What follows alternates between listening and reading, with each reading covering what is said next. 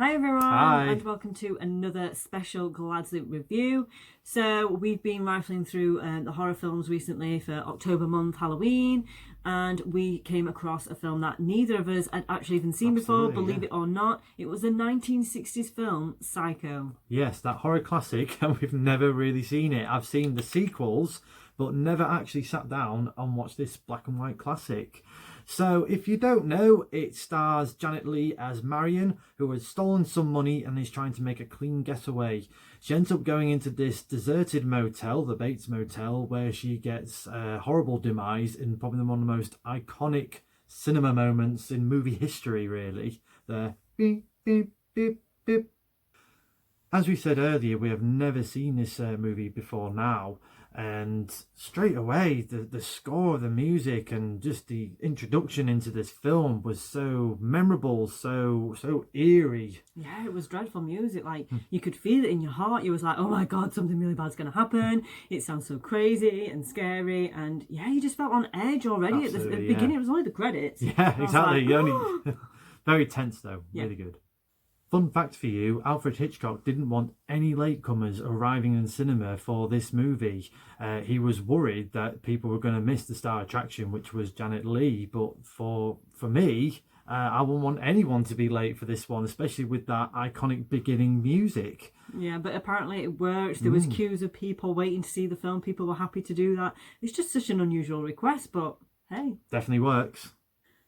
So in terms of the story, for me, I think, like, as you said before, we've seen, this is us watching it with fresh eyes. I didn't really know anything about when this iconic slasher moment was going to happen. I didn't really know anything about Norman Bates. But yeah, like, I was really surprised that the shower scene happened, like, in the middle of the film. Normally nowadays when you watch a horror film, it happens like the reveals at the end, but this was in the middle, and I found that really interesting. Yeah, it's something that you're not really seen that often in horror films, let alone right back in the 60s. No. And then obviously the sort of the aftermath of it all, and the investigations and everything that comes with it. So yeah, really, really good stuff. Yeah. But we have to mention Anthony Perkins as Norman Bates. Again, he definitely brought this role to his own. It was so creepy. Yeah, I was just like, I would have thought something straight away. I'd have been like, something's off about this guy. Something's not right. He's been a bit too weird.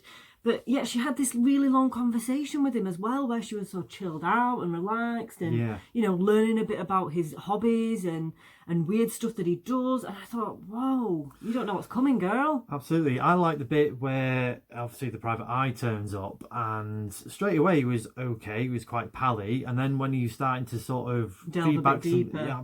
He was starting to fluff up and really panicking. And that's quite hard to do, really. Yeah, but he does it so well. Yeah. It's such an applaud. It's just amazing. Absolutely. I really find it quite interesting as well that there's a lot of controversy behind this film. There's a lot of background going off that I didn't realise. Just, simple things of, the slasher noises in the shower scene. A lot of people didn't want to hear the slasher sound. They wanted to change it. And just, like obviously naked shots, her at the beginning in just a bra.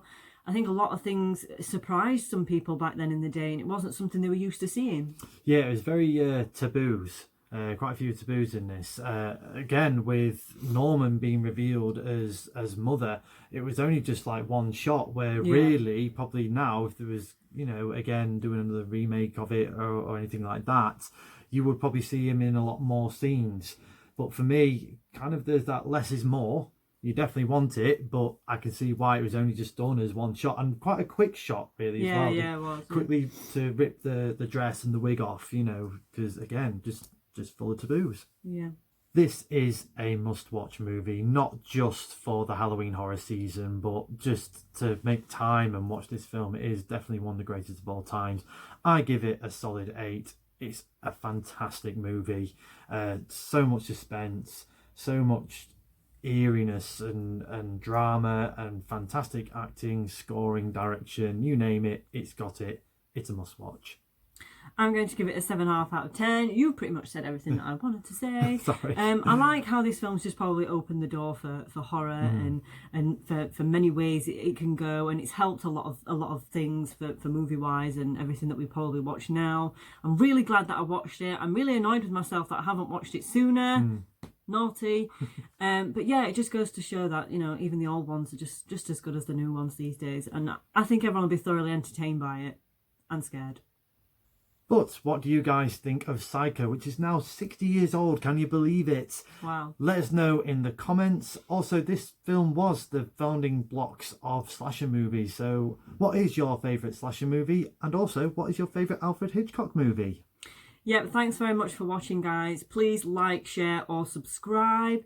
And yeah, please stay safe and we'll do some more movie reviews for you. Take care, everyone. Bye. Bye.